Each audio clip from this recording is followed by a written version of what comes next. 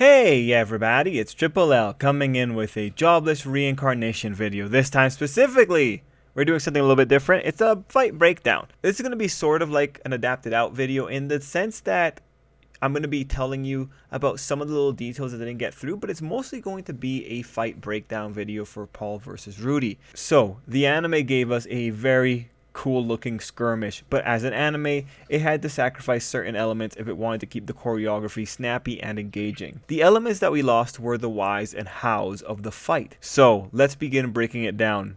Here are the anime's significant beats. The initial toss. Paul's rush in, Rudy's fire blast that Paul ignored, Rudy's wind blast followed by his liquefaction of the ground seen here, Paul's moment where he was stuck and his release, this moment where Rudy seems to use magic to back away, Paul's final approach, and finally Rudy being ready for the hit. That list, very simply, the sequence of the fight. Now, we're going to take this chain and we're going to add context. First, on that initial toss.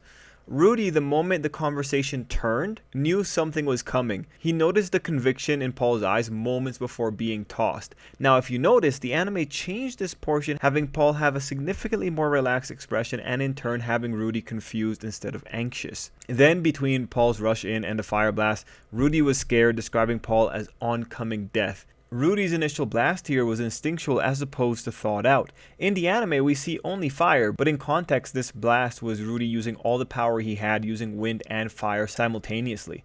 We did see quite the explosion here though, but we also see Rudy jumping out. What occurred here is that Rudy jumped backward right as the heat wave hit him, and the reason he was able to execute this part so well is because he had previously theorized that if he had ever gotten into a fight with Paul, keeping his distance was going to be pivotal.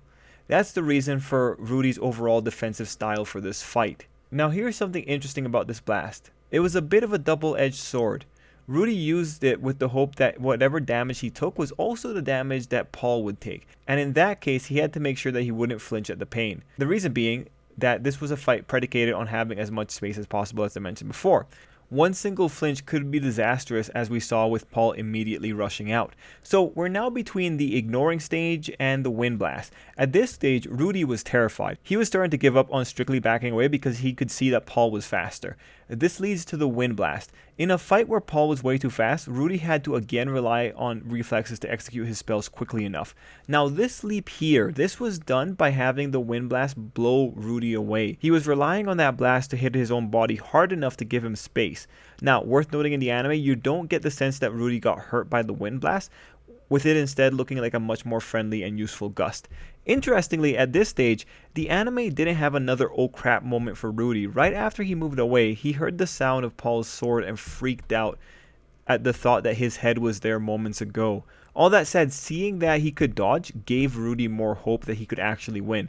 After this stage is where we really start seeing the difference between the novel's more fearful Rudy and the anime's much more in the moment Rudy. And it all happens in this sequence.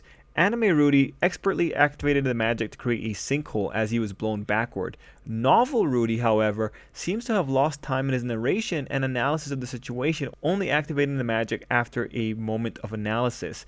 At this point, it's worth pointing out that the action that we saw in the anime would most likely have been slowed down if we had taken a more faithful approach with depicting Rudy's thought process.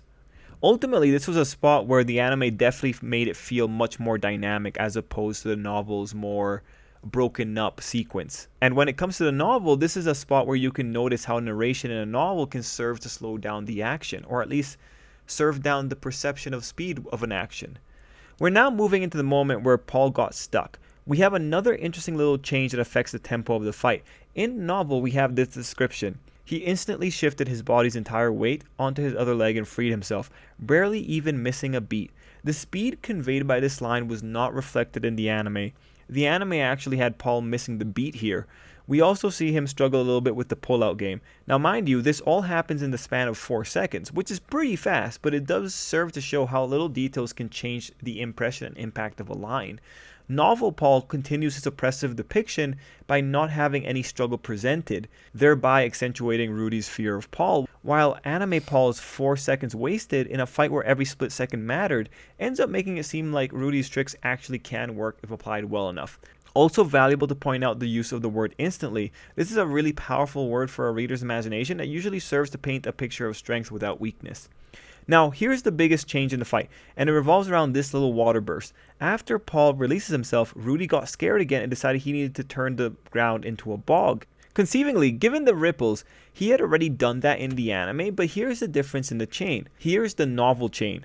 Paul's moment where he was stuck and his release, Rudy creates a bog around him, Rudy's water jet to back away, Rudy realizing he wasn't going fast enough, Paul reaching the edge of Rudy's swamp, and his ignoring of the swamp by leaping forward. So what happened in the anime is that they just ignored the liquefaction of the ground when Paul approached, and you can see that in these images where Paul steps on the only portion of the ground that should have been made into a bog. In fact, Rudy initially used his water blast to glide across the surface of the bog, but the anime makes no real mention of that bog at that moment in time. Now, the anime did adapt aspects of the chain here. For instance, the leap still happens, but in the anime, the leap happens to catch up to Rudy after the water blast with no indication of the bog's creation. In the novel, however, you had Paul taking note of the bog instantly and leaping so hard he left a crater in the ground.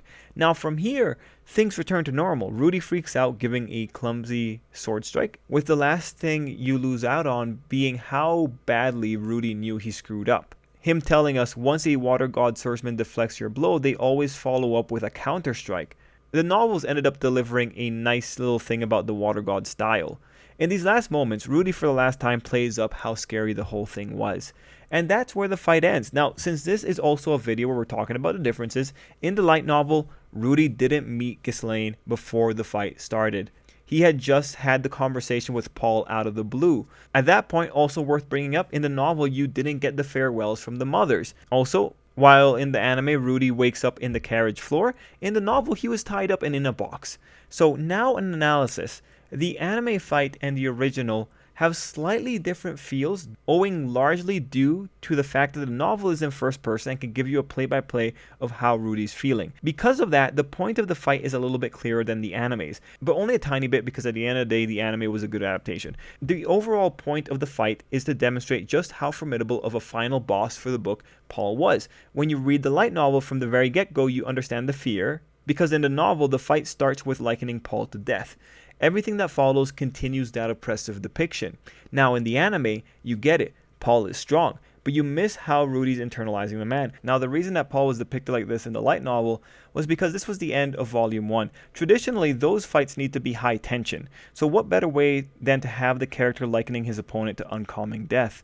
Now, here's something important to consider. Paul did legitimately sweat for that fight, but you only found out afterward after knowing that Rudy was taken away by Ghislaine. This bolsters the idea that Paul needed to be a symbol of terror. Paul also admitted he wanted to put the fear of God into Rudy. By having the Paul reflection significantly after the fight, the author was able to hide Paul's weakness when it mattered, only revealing it after the tension had settled as a nice way of hyping up Rudy's skills a little bit. It should also be noted that because novel Rudy didn't have any warning, this thing happened out of nowhere as opposed to the anime where viewers could tell something was coming once Ghislaine showed up. Furthermore, because Ghislaine wasn't revealed until after Rudy burned his ropes and escaped the box that he was placed in, it created for a much more shocking experience if you were reading the light novel as a weekly release on the original site that it was hosted on. I think with the way that it was brought up in the novel, I think the author was trying to shock readers with the sheer speed and mystery of how everything went down. When compared to the anime, the question, what the heck is going on, is stronger in the novel than it is the anime, but only by a little. Well, actually, I don't know. Rudy thought he was sold as a slave in the novel, so up to you if you think it's only a little or quite a bit.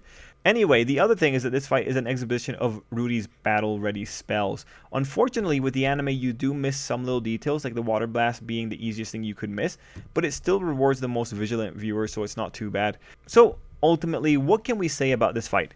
In the novel, it was set up to look scarier than it was, requiring Rudy hyping up Paul and making him seem more oppressive than he actually was, and also requiring Ghislaine and Rudy's situation after the fight to be a little more unclear. Meanwhile, the anime ended up with a more balanced situation, where viewers could guess what was about to go down with the mother's farewell and of course actually seeing a little more surprise from Paul during the actual fight. All in all though, still worth saying, this was a good adaptation of the fight. Things are still relatively clear and you can still pull out some nice little inferences from just seeing what the anime did. The thing that you really would not have known is just how differently this was premised in the novel because of the requirements of a novel, that being the requirements for tension. Anyway, we're at the end of the video. Other small detail, Rudy really likes muscular girls. Okay, no, he sort of likes muscular girls. Anyway, this is the end of the video. Thank you so much for watching. Hope you enjoyed. And yeah, that's another jobless reincarnation video down. Till next time, I hope you have an absolutely great day.